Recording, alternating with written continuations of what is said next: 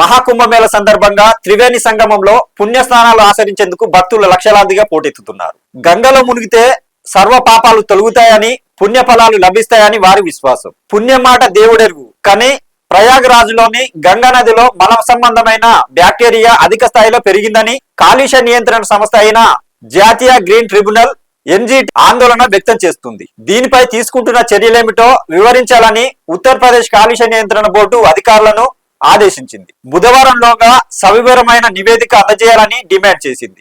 కేంద్ర కాలుష్య నియంత్రణ బోర్డు సిపిసిబి అందజేసిన నివేదిక ఆధారంగా ఎన్జీటీ ఈ చర్యలు చేపట్టింది.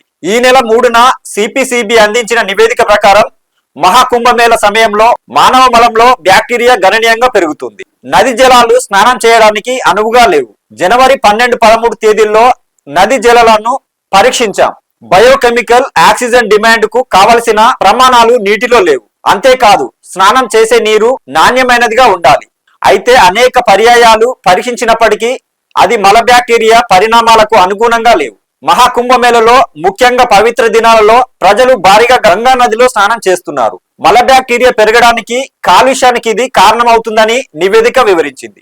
ఈ నివేదికను కోల్కతా హైకోర్టు మాజీ ప్రధాన న్యాయమూర్తి జస్టిస్ ప్రకాష్ శ్రీవాస్తల్య నేతృత్వంలోని ట్రిబ్యునల్ పరిశీలించింది. బుధవారం పర్సువల్ గా తన ఎదుట హాజరు కావాలని యూపీ కాలుష్య నియంత్రణ బోర్డు అధికారులను ఆదేశించింది.